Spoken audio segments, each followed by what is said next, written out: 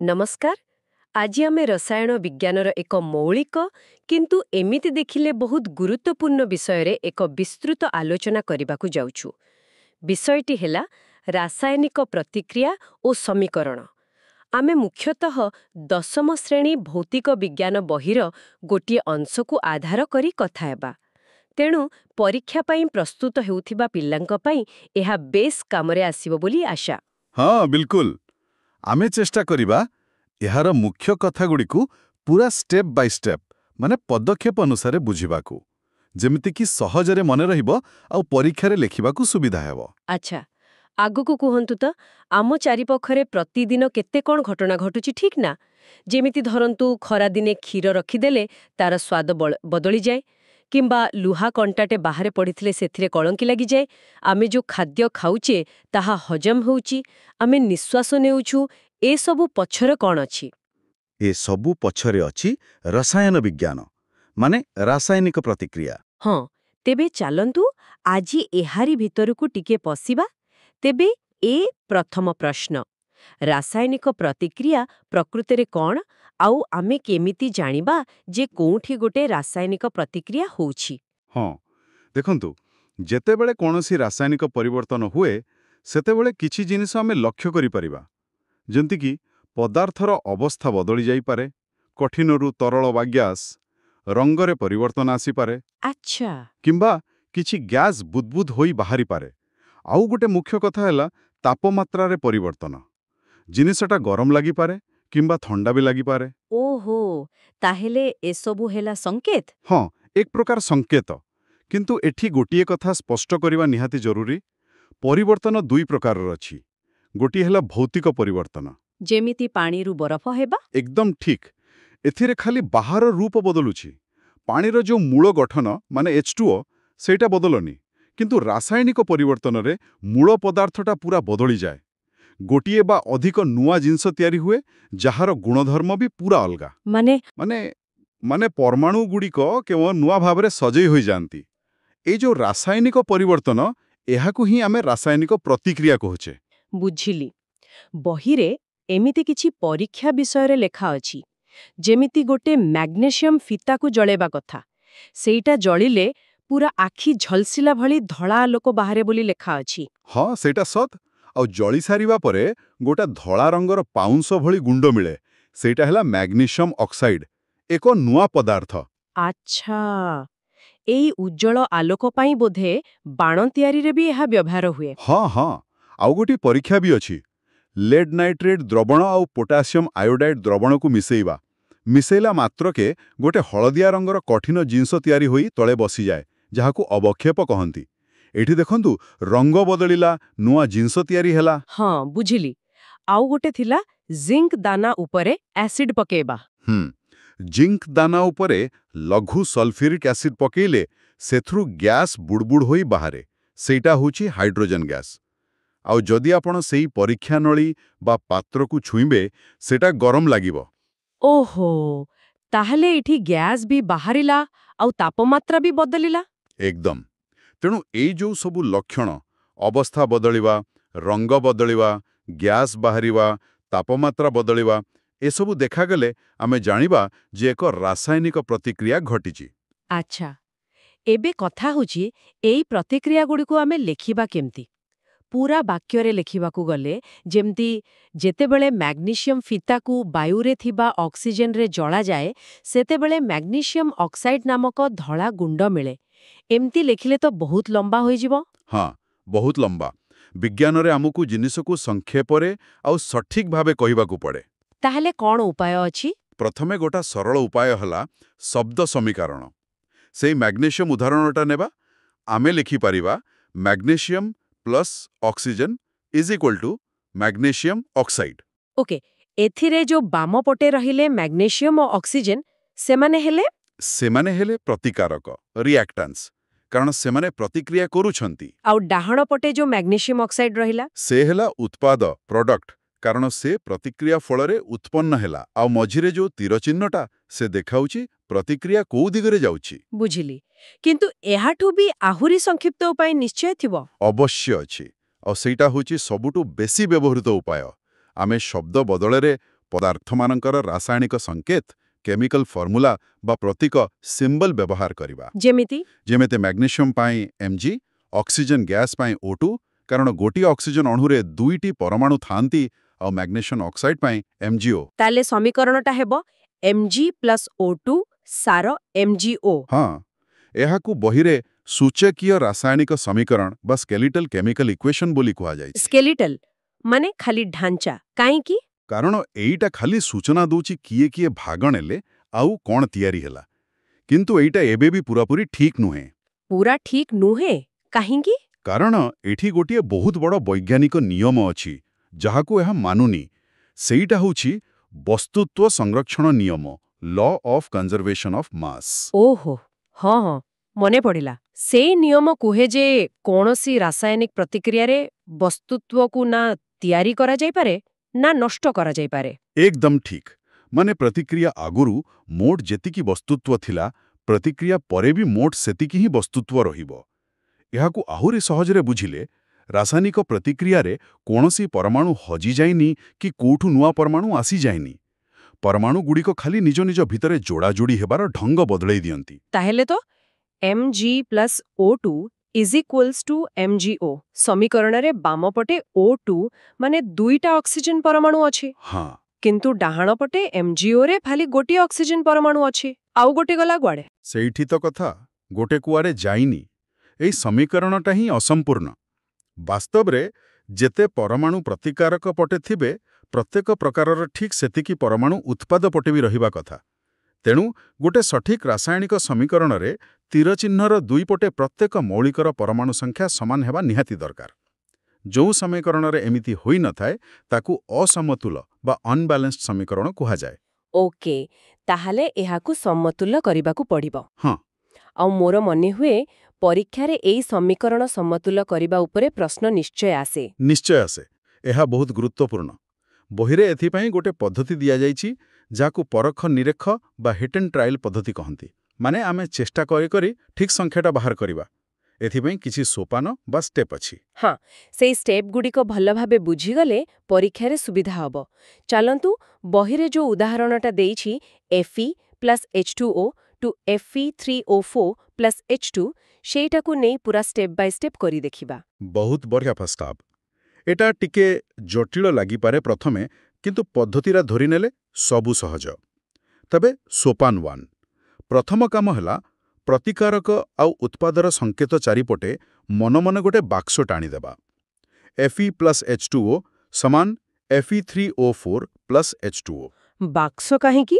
କାରଣ ଗୋଟେ ବହୁତ ଗୁରୁତ୍ୱପୂର୍ଣ୍ଣ ନିୟମ ହେଲା ସମତୁଲ୍ୟ କରିବା ସମୟରେ ଆମେ ଏଇ ବାକ୍ସ ଭିତରେ ଥିବା ସଂକେତକୁ ମାନେ ତା ଭିତରର ପରମାଣୁ ସଂଖ୍ୟାକୁ କେବେ ବି ବଦଳିବାନି ଯେମିତି H2Oକୁ H2O2 ବା Fe3O4କୁ FeO କରିପାରିବାନି ଆଚ୍ଛା, ବୁଝିଲି। ସଂକେତ ଯାହା ଅଛି ସେମିତି ରହିବ। ଠିକ୍। ସୋପାନ 2 ସୋପାନ 2 ହେଲା ଦୁଇପଟେ ପ୍ରତ୍ୟେକ ମୌଳିକର କେତୋଟା ପରମାଣୁ ଅଛି ତାର ଗୋଟେ ତାଲିକା କରିବା ବାମପଟେ LHS ଲୁହା Fe ଅଛି ଗୋଟେ ହାଇଡ୍ରୋଜେନ୍ H ଅଛି 2ଟା ଆଉ ଅକ୍ସିଜେନ୍ O ଅଛି ଗୋଟେ ଡାହାଣ ପଟେ RHS Fe ଅଛି 3ଟା H ଅଛି 2ଟା ଆଉ O ଅଛି 4ଟା ହଁ, ଦେଖିଲି। ଖାଲି H ସମାନ ଅଛି ବାକି Fe ଆଉ O ଅଲଗା ଅଲଗା। ହଁ ଏବେ ସୋପାନ 3 ଏଠୁ ପ୍ରକୃତ କାମ ଆରମ୍ଭ ଆମେ ସମତୁଲ୍ୟ କରିବା କୋଉଠୁ ଆରମ୍ଭ କରିବା ସାଧାରଣତଃ ଗୋଟେ ସହଜ ଉପାୟ ହେଲା ଯୋଉ ଯୌଗିକରେ ସବୁଠୁ ବେଶୀ ସଂଖ୍ୟକ ପରମାଣୁ ଅଛି ସେଇଠୁ ଆରମ୍ଭ କରିବା ଏଠି ତାହେଲେ Fe3O4 ହେବ ସେଥିରେ 3ଟା Fe ଆଉ 4ଟା O ମୋଟ 7ଟା ପରମାଣୁ ଅଛି। ଠିକ୍ ଆଉ ସେଇ ଯୌଗିକ ଭିତରେ ବି ଯୋଉ ମୌଳିକର ପରମାଣୁ ସଂଖ୍ୟା ସବୁଠୁ ବେଶୀ ତାକୁ ଆଗ ସମତୁଲ କଲେ ଭଲ ଏଠି ଅଛି ଅକ୍ସିଜେନ୍ 4ଟା ଅଛି ଓକେ, ତାହେଲେ ଅକ୍ସିଜେନକୁ ଆଗ କରିବା। ଡାହାଣ ପଟେ Fe3O4ରେ 4ଟା O ଅଛି ବାମ ପଟେ H2Oରେ ଖାଲି ଗୋଟିଏ O ଅଛି ତାକୁ 4 କରିବା ପାଇଁ ଆମକୁ H2O ଆଗରେ ଗୋଟେ 4 ଲେଖିବାକୁ ପଡ଼ିବ। ଏକଦମ ଠିକ୍ ତେବେ ସମୀକରଣଟା ଏବେ ହେଲା Fe+4H2O = Fe3O4+H2 ଏବେ ଦୁଇ ପଟେ ଅକ୍ସିଜେନ 4ଟା ଲେଖାଏଁ ହୋଇଗଲା। ହେଲା କିନ୍ତୁ ଏମିତି କରିବା ଦ୍ୱାରା ବାମ ପଟେ ହାଇଡ୍ରୋଜେନ୍ ସଂଖ୍ୟା ବି ବଦଳିଗଲା ଆଗରୁ 2ଟା ଥିଲା ଏବେ 4 ଗୁଣନ 2 ମାନେ 8ଟା ହୋଇଗଲା। ସାବାସ୍, ଏଇଟା ହିଁ ଧରିବାର ଥିଲା। ଏଇ ପରୋକ୍ଷ ନିରୀକ୍ଷା ପଦ୍ଧତିରେ ଏମିତି ହୁଏ, ଗୋଟେକୁ ସମାନ କଲାବେଳକୁ ଆଉ ଗୋଟେ ବଦଳିଯାଏ। ସେଥିପାଇଁ ଧୈର୍ଯ୍ୟ ଧରି କରିବାକୁ ପଡ଼େ। ତେବେ ଏବେ ସୋପାନ 4, ଆମେ ହାଇଡ୍ରୋଜେନକୁ ସମତୁଲ କରିବା। ବାମ ପଟେ 8ଟା H ଅଛି 4H2O ରେ। ଡାହାଣ ପଟେ H2ରେ ଖାଲି 2ଟା H ଅଛି। ତାକୁ 8 କରିବା ପାଇଁ H2 ଆଗରେ ବି ଗୋଟେ 4 ଲେଖିବାକୁ ପଡ଼ିବ। ବହୁତ ବଢ଼ିଆ। ତାହେଲେ ସମୀକରଣ ହେଲା Fe plus 4H2O goes to F3O4 plus 4H2। ଏବେ ଦେଖନ୍ତୁ ଅକ୍ସିଜେନ 4 ଆଉ ହାଇଡ୍ରୋଜେନ 8 ଦୁଇଟା ଯାକ ସମତୁଲ ହୋଇଗଲେ। ବା ଏବେ ଖାଲି ଲୁହା Fe ବାକି ରହିଲା। ଏହା ସୋପାନ 5। ହଁ, ଏବେ Fe କୁ ଦେଖିବା। ଡାହାଣ ପଟେ F3O4ରେ 3ଟା Fe ଅଛି। ବାମ ପଟେ ଖାଲି ଗୋଟିଏ Fe ଅଛି। ତାହେଲେ ସେ ଏଇ Fe ଆଗରେ ଗୋଟେ 3 ଲେଖିଦେଲେ ହେଲା। ଏକଦମ। ତେବେ ଶେଷରେ ସମୀକରଣ ହେଲା 3Fe plus 4H2O goes to F3O4 plus 4H2। ଏବେ ସୋପାନ 6 ମାନେ ଶେଷ ଯାଞ୍ଚ। ହଁ, ଶେଷ ଥର ପାଇଁ ସବୁ ପରମାଣୁ ଗୁଣି ନେବା। ବାମ ପଟେ Fe equals to 3, H equals to 4 into 2 equals to 8, O equals to 4 into 1 equals to 4। ଡାହାଣ ପଟେ Fe equals to 3, O equals to 4, F3O4ରେ H equals to 4 into 2 equals to 8। ବା ସବୁ ସମାନ ହୋଇଗଲା। Fe 3ଟା, H 8ଟା, O 4ଟା। ତାହେଲେ ଏଇଟା ହେଲା ସମତୁଲ ସମୀକରଣ। ହଁ, ଏବେ ଆମେ ସେ ବକ୍ସଗୁଡ଼ିକୁ ହଟେଇ ଦେଇପାରିବା। ସମତୁଲ ସମୀକରଣ ହେଲା 3Fe plus 4H2O goes to F3O4 plus 4H2। ଏଇ ପଦ୍ଧତିଟା ଟିକେ ଲମ୍ବା ଲାଗିଲେ ବି ଧ୍ୟାନ ଦେଇ ଷ୍ଟେପ୍ ବାଇ ଷ୍ଟେପ୍ କଲେ ଭୁଲ ହେବାର ସମ୍ଭାବନା କମ୍। ପରୀକ୍ଷା ପାଇଁ ଏମିତି ଅଭ୍ୟାସ କରିବା ଦରକାର। ନିଶ୍ଚିତ ଭାବରେ। ଆଉ ଗୋଟେ କଥା, ଏଇ ସମୀକରଣକୁ ଆହୁରି ବେଶୀ ତଥ୍ୟ ଦେବା ପାଇଁ ଆମେ ପ୍ରତିକାରକ ଆଉ ଉତ୍ପାଦର ଭୌତିକ ଅବସ୍ଥା ବି ସଂକେତ ପାଖରେ ଲେଖିପାରିବା। ଓହୋ, ସେଇ SLGAQ ବାଲା କଥା କହୁଛନ୍ତି? ହଁ, କଠିନ ପାଇଁ S ସଲିଡ୍, ତରଳ ପାଇଁ L ଲିକ୍ୱିଡ୍, ଗ୍ୟାସ୍ ପାଇଁ G ଗ୍ୟାସ୍, ଆଉ ଯଦି ପଦାର୍ଥଟା ପାଣିରେ ମିଶି ଦ୍ରବଣ ତିଆରି କରିଥାଏ, ତା ପାଇଁ AQ ଆକ୍ୱାସ୍। ଆମ ଉଦାହରଣରେ ଲୁହା Fe ତ କଠିନ, Fe3O4 ବି କଠିନ, H2 ହେଉଛି ଗ୍ୟାସ୍। ଆଉ ଏଇ ପ୍ରତିକ୍ରିୟାଟା ପ୍ରକୃତରେ ଉତ୍ତପ୍ତ ଲୁହା ଉପରେ ଜଳୀୟ ବାଷ୍ପ ଷ୍ଟିମ୍ ପଠେଇଲେ ହୁଏ, ତେଣୁ H2O ପାଇଁ G ଲେଖିବା ବେଶୀ ଠିକ୍ ହବ। ତାହେଲେ ପୁରା ସମୀକରଣ ହବ 3FeS plus 4H2OG gives Fe3O4S plus 4H2G। ଏମିତି ଲେଖିଲେ ବେଶୀ ସ୍ପଷ୍ଟ ଲାଗୁଛି। ହଁ, ଆହୁରି ମଧ୍ୟ ଯଦି ପ୍ରତିକ୍ରିୟା ପାଇଁ କିଛି ବିଶେଷ ସର୍ତ୍ତ ଦରକାର, ଯେମିତିକି ନିର୍ଦ୍ଦିଷ୍ଟ ତାପମାତ୍ରା, ଚାପ କିମ୍ବା କୌଣସି ଉତ୍ପ୍ରେରକ ଯିଏ ନିଜେ ବଦଳେନି କିନ୍ତୁ ପ୍ରତିକ୍ରିୟାକୁ ଶୀଘ୍ର କରାଏ, ତାକୁ ସେଇ ତୀର ଚିହ୍ନ ଉପରେ ବା ତଳେ ଲେଖାଯାଏ। ବାଃ, ତାହେଲେ ଗୋଟିଏ ସମୀକରଣରୁ କେତେ ସୂଚନା ମିଳିପାରୁଛି। ନିଶ୍ଚୟ। ଆଚ୍ଛା, ଏବେ ଆସିବା ରାସାୟନିକ ପ୍ରତିକ୍ରିୟାର ବିଭିନ୍ନ ପ୍ରକାର ବିଷୟରେ ଜାଣିବାକୁ। ଏଇଟା ବି ପରୀକ୍ଷା ପାଇଁ ଗୁରୁତ୍ୱପୂର୍ଣ୍ଣ ନା? ହଁ, ବହୁତ ଗୁରୁତ୍ୱପୂର୍ଣ୍ଣ। କାରଣ ପ୍ରତିକ୍ରିୟାଗୁଡ଼ିକୁ ଚିହ୍ନିବାକୁ କୁହାଯାଏ କିମ୍ବା ଉଦାହରଣ ଦେବାକୁ କୁହାଯାଏ। ଆମେ ଆଗରୁ କହିଲେ ଯେ ପ୍ରତିକ୍ରିୟାରେ ପରମାଣୁ ଭିତରେ ପୁରୁଣା ବନ୍ଧ ଭାଙ୍ଗେ ଆଉ ନୂଆ ବନ୍ଧ ତିଆରି ହୁଏ। এই ବନ୍ଧ ଭଙ୍ଗାଗଡ଼ା କେମିତି ହେଉଛି, ସେଇ ଆଧାରରେ ମୁଖ୍ୟତଃ କେତୋଟି ପ୍ରକାରରେ ବଣ୍ଟାଯାଇଛି। ଓକେ, ତେବେ ପ୍ରଥମ ପ୍ରକାର କ'ଣ? ପ୍ରଥମ ପ୍ରକାର ହେଉଛି ସଂଶ୍ଳେଷଣ ପ୍ରତିକ୍ରିୟା, କମ୍ବିନେସନ୍ ରିଆକ୍ସନ୍। ନାଁରୁ ହିଁ ଜଣାପଡ଼ୁଛି। ମାନେ ଏଥିରେ ଜିନିଷ ମିଶିବ? ଏକଦମ। ଯେତେବେଳେ 2 ବା ତାଠୁ ବେଶୀ ପ୍ରତିକାରକ ମିଶି କେବଳ ଗୋଟିଏ ମାତ୍ର ଉତ୍ପାଦ ତିଆରି କରନ୍ତି, ତାକୁ ସଂଶ୍ଳେଷଣ କୁହାଯାଏ।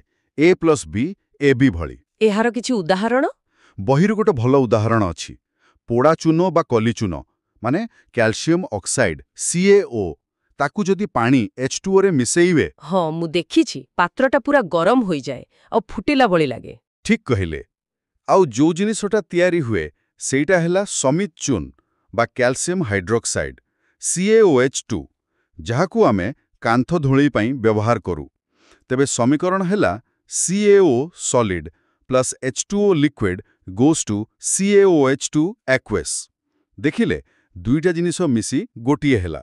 ଆଉ ଆପଣ କହିଲେ ପାତ୍ରଟା ଗରମ ହୋଇଯାଏ, ସେଟା କାହିଁକି? କାରଣ ଏଇ ପ୍ରତିକ୍ରିୟାଟା ତାପ ଉତ୍ପାଦୀ।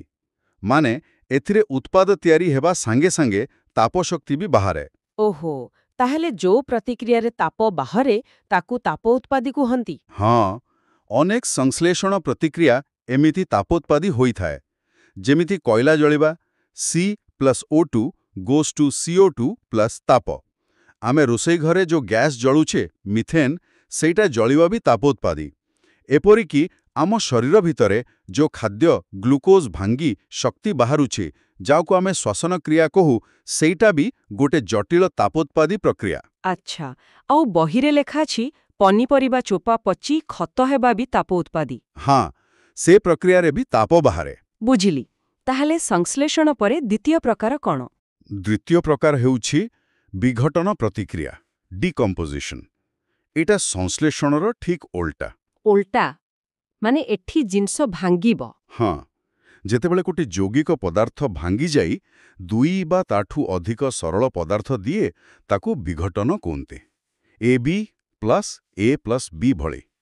କିନ୍ତୁ ଏଥିପାଇଁ ସାଧାରଣତଃ ବାହାରୁ ଶକ୍ତି ଦେବାକୁ ପଡ଼େ।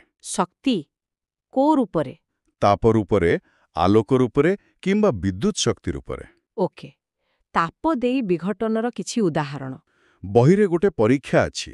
ସବୁଜ ରଙ୍ଗର ଫେରସ୍ ସଲଫେଟ୍ ସ୍ଫଟିକକୁ ଗରମ କଲେ ହଁ, ତାର ରଙ୍ଗ ବଦଳିଯାଏ ଆଉ ପୁରା ଗନ୍ଧକ ଭଳି ଗୋଟେ ଗନ୍ଧ ବାହାରେ।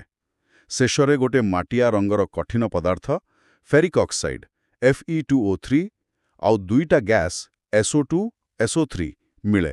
ସମୀକରଣ ହେଲା 2FeSO4S, ତାପ Fe2O3S plus SO2G plus SO3G। ଦେଖିଲେ, ଗୋଟିଏ ଜିନିଷ ଭାଙ୍ଗି ତିନିଟା ହେଲା। ହଁ, ଏହାକୁ ତାପୀୟ ବିଘଟନ କହିବେ। ଏକଦମ। ଆଉ ଗୋଟେ ବହୁତ ଗୁରୁତ୍ୱପୂର୍ଣ୍ଣ ତାପୀୟ ବିଘଟନ ହେଉଛି ଚୂନ ପଥର ବା କ୍ୟାଲସିୟମ କାର୍ବୋନେଟ୍ CO3କୁ ଗରମ କରିବା। ଏଥିରୁ କଲିଚୂନ, CaO ଆଉ କାର୍ବନ ଡାଇଅକ୍ସାଇଡ୍ CO2 ବାହାରେ। CO3S ତାପ CaOS ପ୍ଲସ୍ CO2G। ଏହି CaO ସିମେଣ୍ଟ ତିଆରିରେ ବ୍ୟବହାର ହୁଏ। ଆଚ୍ଛା, ଆଉ ଲେଡ୍ ନାଇଟ୍ରେଟ୍କୁ ଗରମ କଲେ କ'ଣ ହୁଏ? ଲେଡ୍ ନାଇଟ୍ରେଟ୍ PbNO3-2କୁ ଗରମ କଲେ ସେଥିରୁ ଗୋଟେ ବାଦାନୀ ରଙ୍ଗର ଧୂଆଁ ବାହାରେ। ସେଇଟା ହେଉଛି ନାଇଟ୍ରୋଜେନ୍ ଡାଇଅକ୍ସାଇଡ୍ NO2 ଗ୍ୟାସ୍। ତା ସାଙ୍ଗରେ ଲେଡ୍ ଅକ୍ସାଇଡ୍ PbO ଆଉ ଅକ୍ସିଜେନ୍ O2 ବି ବାହାରେ। ଏହା ବି ଏକ ତାପୀୟ ବିଘଟନ। ଓକେ, ତାହେଲେ ତାପ ଛଡ଼ା ଆଲୋକ ଦ୍ୱାରା ବି ବିଘଟନ ହୁଏ କହିଲେ? ହଁ, ଯେମିତି ଧଳା ରଙ୍ଗର ସିଲଭର କ୍ଲୋରାଇଡ୍ AgCl ଗୁଣ୍ଡକୁ ଯଦି ଆପଣ ଖରାରେ ରଖିଦେବେ, କିଛି ସମୟ ପରେ ଦେଖିବେ ସେଇଟା ଧୂସର ରଙ୍ଗର ହୋଇଯାଇଛି। କାହିଁକି? କାରଣ ସୂର୍ଯ୍ୟ ଆଲୋକରେ ସେ ବିଘଟିତ ହୋଇ ଧୂସର ରଙ୍ଗର ସିଲଭର ଧାତୁ Ag ଆଉ କ୍ଲୋରିନ୍ ଗ୍ୟାସ୍ Cl2ରେ ପରିଣତ ହୋଇଯାଏ। 2AgClS ଆଲୋକ 2Ags ପ୍ଲସ୍ Cl2G। ସେହିପରି ସିଲଭର ବ୍ରୋମାଇଡ୍ ବି ଆଲୋକରେ ବିଘଟିତ ହୁଏ। ଜାଣନ୍ତି, ଏହି ପ୍ରତିକ୍ରିୟାକୁ ପୁରୁଣା କଳାଧଳା ଫଟୋଗ୍ରାଫିରେ ବ୍ୟବହାର କରାଯାଉଥିଲା। ଫିଲ୍ମ ଉପରେ AgBrର ଆସ୍ତରଣ ଥାଏ। ବା ସତରେ? ଆଉ ବିଦ୍ୟୁତ୍ ଦ୍ୱାରା ବିଘଟନ? ହଁ, ତାକୁ କହନ୍ତି ବିଦ୍ୟୁତ୍ ବିଶ୍ଳେଷଣ, ଇଲେକ୍ଟ୍ରୋଲିସିସ୍। ସବୁଠୁ ଭଲ ଉଦାହରଣ ହେଲା ପାଣି। ପାଣି H2O ଭିତରେ ଯଦି ବିଦ୍ୟୁତ୍ ପ୍ରବାହ କରାଯାଏ, ତାହେଲେ ତାହା ଭାଙ୍ଗିଯାଇ ହାଇଡ୍ରୋଜେନ୍ H2 ଗ୍ୟାସ୍ ଆଉ ଅକ୍ସିଜେନ୍ O2 ଗ୍ୟାସ୍ ଦିଏ। 2H2OL ବିଦ୍ୟୁତ୍ 2H2G ପ୍ଲସ୍ O2G। ଆଚ୍ଛା, ଏଥିରେ ଗୋଟେ ଚିତ୍ର ବି ବହିରେ ଅଛି। ଦୁଇଟା ପରୀକ୍ଷଣ ନଳୀରେ ଗ୍ୟାସ୍ ଜମା ହେଉଛି। ହଁ, ଆଉ ସେଥିରେ ଗୋଟେ ମଜା କଥା ଦେଖିବେ, ଯୋଉ ନଳୀରେ ହାଇଡ୍ରୋଜେନ୍ ଜମା ହେଉଛି, ସେଥିରେ ଯେତିକି ଗ୍ୟାସ୍ ଥିବ, ଅକ୍ସିଜେନ୍ ଜମା ହେଉଥିବା ନଳୀରେ ଠିକ୍ ତାର ଅଧା ଗ୍ୟାସ୍ ଥିବ। ଓହୋ, କାହିଁକି? କାରଣ ପାଣିର ସଂକେତ ହେଲା H2O, ମାନେ ପ୍ରତି ଅଣୁରେ ଦୁଇଟା H ପାଇଁ ଗୋଟିଏ O ଅଛି। ତେଣୁ ଭାଙ୍ଗିଲେ ବି ସେଇ 2.1 ଅନୁପାତରେ ହିଁ ଗ୍ୟାସ୍ ବାହାରିବ। ବୁଝିଲି। ଏବେ ଆଉ ଗୋଟେ କଥା, ଆପଣ କହିଲେ ସଂଶ୍ଳେଷଣ ପ୍ରତିକ୍ରିୟା ସାଧାରଣତଃ ତାପ ଉତ୍ପାଦିତ। ତାହେଲେ ବିଘଟନ ପ୍ରତିକ୍ରିୟା କ'ଣ? ଭଲ ପ୍ରଶ୍ନ। ଦେଖନ୍ତୁ, ବିଘଟନ ପାଇଁ ଆମକୁ ବାହାରୁ ଶକ୍ତି, ତାପ, ଆଲୋକ ବା ବିଦ୍ୟୁତ୍ ଦେବାକୁ ପଡ଼ୁଛି। ମାନେ ପ୍ରତିକ୍ରିୟାଟା ଶକ୍ତି ଶୋଷଣ କରୁଛି। ତେଣୁ ଯେଉଁ ପ୍ରତିକ୍ରିୟାରେ ଶକ୍ତି ଶୋଷିତ ହୁଏ, ତାକୁ ତାପ ଶୋଷୀ ବା ଏଣ୍ଡୋଥର୍ମିକ୍ ପ୍ରତିକ୍ରିୟା କୁହାଯାଏ। ଏହା ତାପ ଉତ୍ପାଦୀର ଠିକ୍ ଓଲଟା। ତାହେଲେ ସବୁ ବିଘଟନ ପ୍ରତିକ୍ରିୟା ତାପ ଶୋଷୀ? ହଁ, ସାଧାରଣତଃ ସେମିତି ଧରାଯାଏ। କାରଣ ସେମାନଙ୍କୁ ଆରମ୍ଭ କରିବା ପାଇଁ ବା ଚାଲୁ ରଖିବା ପାଇଁ ଶକ୍ତି ଦରକାର। ଓକେ, ତାପ ଉତ୍ପାଦୀ ଆଉ ତାପ ଶୋଷୀ। ବୁଝିଲି। ଏବେ ତୃତୀୟ ପ୍ରକାର ପ୍ରତିକ୍ରିୟା। ତୃତୀୟ ପ୍ରକାର ହେଲା ବିସ୍ଥାପନ ପ୍ରତିକ୍ରିୟା। ବିସ୍ଥାପନ ମାନେ କାହାକୁ ତା ଜାଗାରୁ ହଟେଇ ଦେବା? ଏକଦମ ସେଇଆ। ଏଥିରେ କ'ଣ ହୁଏ, ଗୋଟିଏ ଅଧିକ ପ୍ରତିକ୍ରିୟାଶୀଳ ମୌଳିକ ଆସି ଗୋଟିଏ କମ୍ ପ୍ରତିକ୍ରିୟାଶୀଳ ମୌଳିକକୁ ତାର ଯୌଗିକରୁ ବାହାର କରିଦିଏ ଆଉ ନିଜେ ତା ଜାଗା ନେଇଯାଏ। ଓହୋ, ଏମିତି ବି ହୁଏ? ଉଦାହରଣ ଅଛି? ହଁ, ବହିରେ ଗୋଟେ ବହୁତ ଭଲ ପରୀକ୍ଷା ଅଛି। ଗୋଟିଏ ଲୁହା କଣ୍ଟାକୁ ଏଫ୍କୁ ନେଇ ନୀଳ ରଙ୍ଗର କପର ସଲଫେଟ୍ CuSO4 ଦ୍ରବଣରେ ବୁଡ଼େଇ ରଖିଲେ। ହଁ। କିଛି ସମୟ ପରେ ଦେଖିବେ ସେ ଲୁହା କଣ୍ଟା ଉପରେ ଗୋଟେ ମାଟିଆ ରଙ୍ଗର ଆସ୍ତରଣ ଜମି ଯାଇଛି। ସତରେ? ସେଟା କ'ଣ? ସେଇଟା ହେଉଛି କପର Cu ଧାତୁ। ଆଉ ସାଙ୍ଗେ ସାଙ୍ଗେ ଦ୍ରବଣରେ ଯୋଉ ନୀଳ ରଙ୍ଗ ଥିଲା ସେଟା ଧୀରେ ଧୀରେ ଫିକା ପଡ଼ି ସବୁଜିଆ ହୋଇଯିବ। କାହିଁକି? କାରଣ ଏଠି ପ୍ରତିକ୍ରିୟା ହେଲା Fs plus CuSO4Kq to FeSO4Aq plus CuS। ମାନେ ଲୁହା Fe ଯାଇ କପରକୁ CuSO4ରୁ ବିସ୍ଥାପିତ କରିଦେଲା ଆଉ ନିଜେ ସଲଫେଟ୍ ସହ ମିଶି ଆଇରନ୍ ସଲଫେଟ୍ FeSO4 ତିଆରି କଲା, ଯାହାର ରଙ୍ଗ ହାଲକା ସବୁଜ। ଆଉ ବିଚାରା କପର ଏକା ହୋଇ କଣ୍ଟା ଉପରେ ଜମା ହୋଇଗଲା। କିନ୍ତୁ ଲୁହା କାହିଁକି କପରକୁ ବାହାର କରିପାରିଲା? କାରଣ ଲୁହା କପରଠାରୁ ବେଶୀ ପ୍ରତିକ୍ରିୟାଶୀଳ, ମାନେ ତାର ରାସାୟନିକ ପ୍ରତିକ୍ରିୟା କରିବାର କ୍ଷମତା ବେଶୀ। ଯିଏ ବେଶୀ ଶକ୍ତିଶାଳୀ ସେ କମ୍ ଶକ୍ତିଶାଳୀକୁ ହଟେଇ ଦେଲା ଭଳି କଥା। ଆଚ୍ଛା, ତାହେଲେ ଯଦି ଆମେ ଉଲ୍ଟା କରିଥାନ୍ତେ, ମାନେ କପର ତାରକୁ ଆଇରନ୍ ସଲଫେଟ୍ ଦ୍ରବଣରେ ପକେଇଥାନ୍ତେ? କିଛି ବି ହୋଇନଥାନ୍ତା, କାରଣ କପର ଲୁହାଠାରୁ କମ୍ ପ୍ରତିକ୍ରିୟାଶୀଳ। ସେ ଲୁହାକୁ ତା ଯୌଗିକରୁ ବାହାର କରିପାରିବନି। ବୁଝିଲେ। ତାହେଲେ ଏଇ ପ୍ରତିକ୍ରିୟାଶୀଳତା ଜାଣିବା ଦରକାର? ହଁ, ଜିଙ୍କ୍ ଆଉ ଲେଡ୍ ବି କପରଠାରୁ ବେଶୀ ପ୍ରତିକ୍ରିୟାଶୀଳ। ତେଣୁ ସେମାନେ ବି କପର ସଲଫେଟ୍ରୁ କପରକୁ ବିସ୍ଥାପିତ କରିପାରିବେ। Zn plus CuSO4 = ZnSO4 plus Cu। ବୁଝିଲି। ଏହା ହେଲା ବିସ୍ଥାପନ। ଏହାପରେ ଆଉ କିଛି ପ୍ରକାର ଅଛି? ହଁ, ଚତୁର୍ଥ ପ୍ରକାର ହେଲା ଦ୍ୱୈତ ବିସ୍ଥାପନ ପ୍ରତିକ୍ରିୟା। ଦ୍ୱୈତ? ମାନେ ଦୁଇଟା ବିସ୍ଥାପନ? ଏଠି କ'ଣ ହୁଏ? ଏଥି ଦୁଇଟି ଯୌଗିକ ପଦାର୍ଥ ପ୍ରତିକାରକ ଭିତରେ ସେମାନଙ୍କର ଆୟନ୍ସଗୁଡ଼ିକର ଅଦଳବଦଳ ହୋଇଯାଏ। ମାନେ ଏକ ପ୍ରକାର ପାର୍ଟନର ଏକ୍ସଚେଞ୍ଜ ଭଳି। AB plus CD = AD plus CB। ଓହୋ, ଏହାର ଉଦାହରଣ? ବହିରେ ଅଛି ସୋଡିୟମ ସଲଫେଟ୍ ଦ୍ରବଣରେ ଯଦି ଆମେ ବେରିୟମ୍ କ୍ଲୋରାଇଡ୍ ଦ୍ରବଣ ମିଶେଇବା, ହଁ। ତାହେଲେ ସାଙ୍ଗେ ସାଙ୍ଗେ ଗୋଟେ ଧଳା ରଙ୍ଗର ଅଦ୍ରବଣୀୟ କଠିନ ପଦାର୍ଥ ତିଆରି ହୋଇ ତଳେ ବସି ପଡ଼ିବ। ସେ ଯୋଉ ଅବକ୍ଷେପ କହୁଥିଲେ? ଏକଦମ। ଏଇ ଅବକ୍ଷେପଟା ହେଉଛି ବ୍ୟାରିୟମ୍ ସଲଫେଟ୍ BaSO4 ଆଉ ପାଣିରେ ଯାହା ମିଶି ରହିଗଲା ସେଇଟା ହେଲା ସାଧା ଲୁଣ ବା ସୋଡିୟମ କ୍ଲୋରାଇଡ୍ NaCl। ସମୀକରଣ ହେଲା Na2SO4Aq plus BaCl2Aq goes BaSO4S plus 2NaClAq। ଦେଖିଲି। Na ସାଙ୍ଗରେ ଆଗରୁ SO4 ଥିଲା, Ba ସାଙ୍ଗରେ Cl ଥିଲା, ଏବେ Ba ଯାଇ SO4 ସାଙ୍ଗରେ ମିଶିଲା ଆଉ Na ଯାଇ Cl ସାଙ୍ଗରେ ମିଶିଲା। ପୁରା ଅଦଳ ବଦଳ। ହଁ, ଯେହେତୁ ଏଠି ଗୋଟେ ଅବକ୍ଷେପ ତିଆରି ହେଉଛି, ଏହାକୁ ଅବକ୍ଷେପଣ ପ୍ରତିକ୍ରିୟା ବା ପ୍ରେସିପିଟେସନ୍ ରିଆକ୍ସନ୍ ମଧ୍ୟ କୁହାଯାଏ। ଆଚ୍ଛା, ଆମେ ଆଗରୁ ଯୋଉ ଲେଡ୍ ନାଇଟ୍ରେଟ୍ ଆଉ ପୋଟାସିୟମ୍ ଆୟୋଡାଇଡ୍ ମିଶେଇ ହଳଦିଆ ଅବକ୍ଷେପ ପାଇଥିଲୁ, ସେଟା ବି ତ ଏଇ ପ୍ରକାରର ହବ? ବିଲକୁଲ ଠିକ୍ ଧରିଛନ୍ତି। ସେଠି ବି ଆୟନ ଅଦଳବଦଳ ହୋଇ ଲେଡ୍ ଆୟୋଡାଇଡ୍ PbI2ର ହଳଦିଆ ଅବକ୍ଷେପ ତିଆରି ହୁଏ। PbNO32 plus 2Ki goes PbI2S plus 2KNO3। ବାଃ, ଭଲ ଭାବେ ବୁଝି ହୋଇଗଲା। ଆଉ କିଛି ମୁଖ୍ୟ ପ୍ରକାର ଅଛି? ହଁ, ଆଉ ଗୋଟେ ବହୁତ ଗୁରୁତ୍ୱପୂର୍ଣ୍ଣ ଯୋଡ଼ି ଅଛି, ଜାରଣ ଓ ବିଜାରଣ। ଓହୋ, ଏ ଶବ୍ଦ ଦୁଇଟା ବହୁତ ଶୁଣିବାକୁ ମିଳେ। ଏହାର ମାନେ କ'ଣ? ସରଳ ଭାଷାରେ କହିଲେ, ଯଦି ଗୋଟେ ପଦାର୍ଥ ରାସାୟନିକ ପ୍ରତିକ୍ରିୟା ସମୟରେ ଅକ୍ସିଜେନ୍ ଗ୍ରହଣ କରେ ବା ତା ସହିତ ଅକ୍ସିଜେନ୍ ଯୋଡ଼ି ହୁଏ, ତେବେ ଆମେ କହିବା ସେ ପଦାର୍ଥର ଜାରଣ ହେଲା। ଆଚ୍ଛା। ଆଉ ଯଦି ଗୋଟେ ପଦାର୍ଥ ଅକ୍ସିଜେନ୍ ହରାଏ ବା ତାଠାରୁ ଅକ୍ସିଜେନ୍ ବାହାରିଯାଏ, ତେବେ ଆମେ କହିବା ସେ ପଦାର୍ଥର ବିଜାରଣ ହେଲା। ଓକେ, ଅକ୍ସିଜେନ୍ ପାଇଲେ ଜାରଣ, ଅକ୍ସିଜେନ୍ ହରେଇଲେ ବିଜାରଣ। ହାଇଡ୍ରୋଜେନ୍ ହିସାବରେ ବି କିଛି ଅଛି ନା? ହଁ, ହାଇଡ୍ରୋଜେନ୍ ହିସାବରେ ବି ଅଛି। ହାଇଡ୍ରୋଜେନ୍ ହରାଇଲେ ଜାରଣ ଆଉ ହାଇଡ୍ରୋଜେନ୍ ପାଇଲେ ବିଜାରଣ। କିନ୍ତୁ ପ୍ରଥମେ ଅକ୍ସିଜେନ୍ ହିସାବରେ ମନେ ରଖିଲେ ସହଜ ହେବ। ଠିକ୍ ଅଛି। ଉଦାହରଣ ଦେଲେ ଭଲ ହୁଅନ୍ତା। ନିଶ୍ଚୟ। ଯଦି ଆମେ ତମ୍ବା ଗୁଣ୍ଡ Cuକୁ ଗୋଟେ ଚାଇନା ଡିଶ୍ରେ ନେଇ ଗରମ କରିବା, ହଁ। ତାହେଲେ ତାହା ବାୟୁର ଅକ୍ସିଜେନ୍ ସହ ମିଶି କଳା ରଙ୍ଗର ହୋଇଯିବ। ସେହି କଳା ଜିନିଷଟା ହେଲା କପର oxide CuO। 2Cu plus O2 is equals to 2CuO। ତାହେଲେ ଏଠି ତମ୍ବା Cu ଅକ୍ସିଜେନ୍ ପାଇଲା, ତେଣୁ ତମ୍ବାର ଜାରଣ ହେଲା। एकदम ठीक। एबे आउ गोटे काम करिबा। सेई गरम कला CO उपरे जदि आमे हाइड्रोजन H2 गैस पठेइबा ताहले देखिबे से कला रंगटा पुनी बदली माटिया रंगर तंबा Cu होइजिबो आउ सांगरे पानी H2O तयारी हेबो। CuO plus H2O gives Cu plus H2O। एठी कौन हेला Cu प्र तार ऑक्सीजेनटा हराई देला, ताहले Cu योरो बिजारण हेला। सब्बास। CuO रो बिजारण होई Cu मिलिला। किंतु एठी आउ गोटे मजा कथा देखंतु।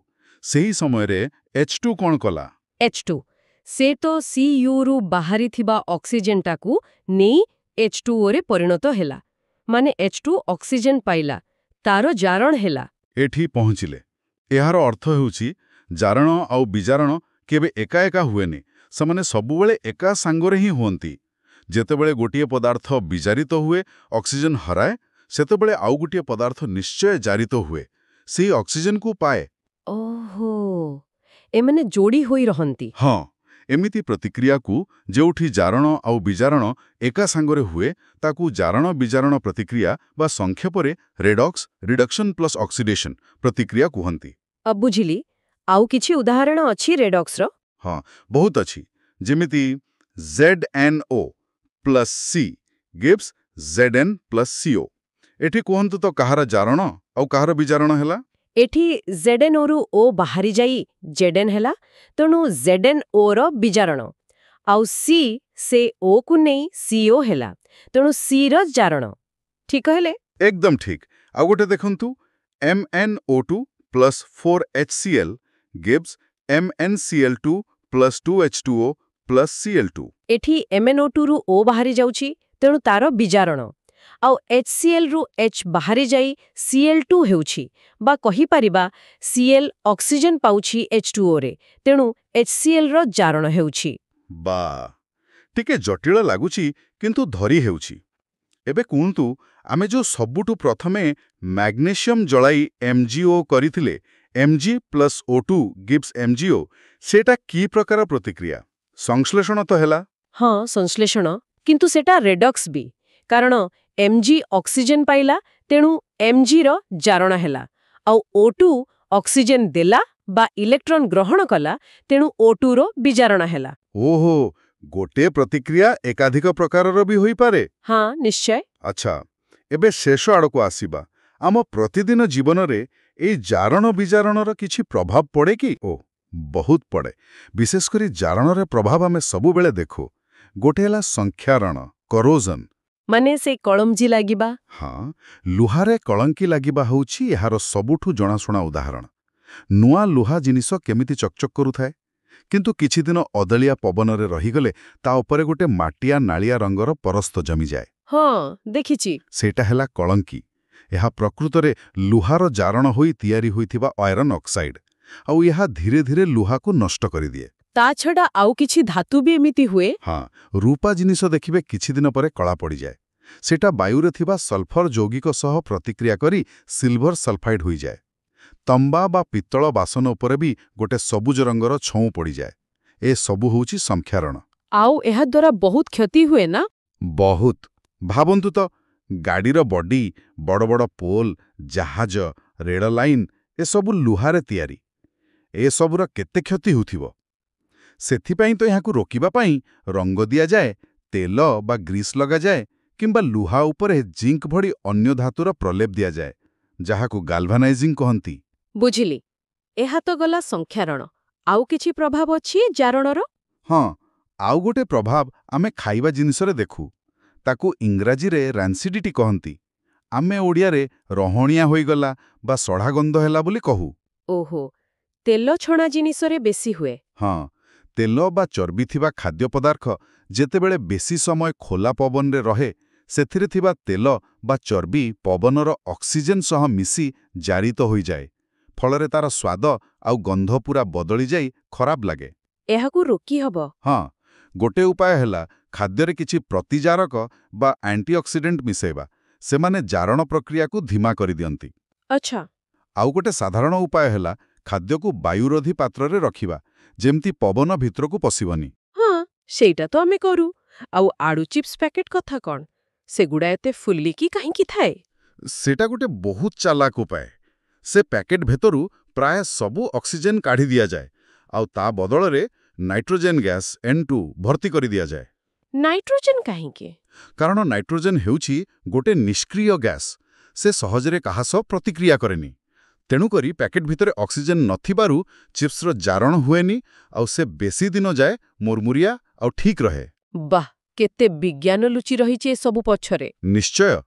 ତାହେଲେ ଆଜିର ଆଲୋଚନାରୁ ଆମେ ରାସାୟନିକ ପ୍ରତିକ୍ରିୟା କ'ଣ, ତାକୁ କେମିତି ଚିହ୍ନିବା, କେମିତି ରାସାୟନିକ ସମୀକରଣ ଲେଖିବା, ଏସବୁ ଜାଣିଲେ।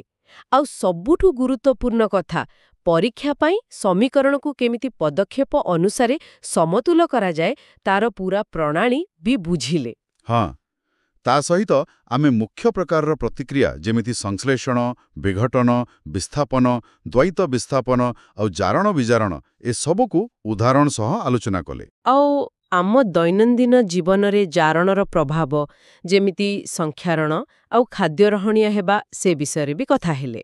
ମୋର ବିଶ୍ୱାସ ରସାୟନ ବିଜ୍ଞାନର ଏହି ମୂଳଦୁଆଗୁଡ଼ିକ, ବିଶେଷ କରି ସମୀକରଣ ଲେଖିବା ଓ ସମତୁଲ କରିବା ଆଉ ବିଭିନ୍ନ ପ୍ରକାର ପ୍ରତିକ୍ରିୟାକୁ ଚିହ୍ନିବା, ଏସବୁ ଭଲ ଭାବେ ବୁଝିଗଲେ ଆଗକୁ ପଢ଼ିବା ପାଇଁ ଏବଂ ପରୀକ୍ଷାରେ ଭଲ କରିବା ପାଇଁ ବହୁତ ସାହାଯ୍ୟ କରିବା। ଆଶା କରୁଛୁ ଆଜିର ବିସ୍ତୃତ ଆଲୋଚନା, ବିଶେଷ କରି ସମତୁଲ୍ୟ କରିବାର ପଦ୍ଧତି, ଶୁଣୁଥିବା ସମସ୍ତଙ୍କ ପାଇଁ ଏକ ମଜବୁତ ଭିତ୍ତିଭୂମି ତିଆରି କରିବ।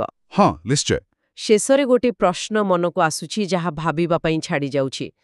ଆମେ ଦେଖିଲେ ଯେ ଲୁହା କପରଠୁ ବେଶୀ ପ୍ରତିକ୍ରିୟାଶୀଳ, ତେଣୁ ତାକୁ ବିସ୍ଥାପିତ କରିପାରିଲା। କିନ୍ତୁ ପ୍ରଶ୍ନ ହେଉଛି କାହିଁକି? କେଉଁ ମୌଳିକ ଗୁଣ ବା କାରଣ ନିର୍ଣ୍ଣୟ କରେ ଯେ କିଏ ବେଶୀ ପ୍ରତିକ୍ରିୟାଶୀଳ ହେବ ଆଉ କିଏ କମ୍? କାହିଁକି ନିର୍ଦ୍ଦିଷ୍ଟ ପରିସ୍ଥିତିରେ ନିର୍ଦ୍ଦିଷ୍ଟ ପରମାଣୁ ଭିତରେ ବନ୍ଧ ଭାଙ୍ଗେ ଆଉ ନିର୍ଦ୍ଦିଷ୍ଟ ନୂଆ ବନ୍ଧ ହିଁ ଗଢ଼ା ହୁଏ? ଏହା ପଛର ରହସ୍ୟ କ'ଣ? ଏହା ନିଶ୍ଚିତ ଭାବେ ଆହୁରି ଗଭୀର ଅନୁସନ୍ଧାନ ଆଉ ବୁଝାମଣାର ବିଷୟ। ରସାୟନ ବିଜ୍ଞାନର ଯାତ୍ରା ଏମିତି ହିଁ ଆଗକୁ ବଢ଼େ। ଠିକ୍ କହିଲେ। ଆଜି ପାଇଁ ଏତିକି। ଧନ୍ୟବାଦ। ଧନ୍ୟବାଦ।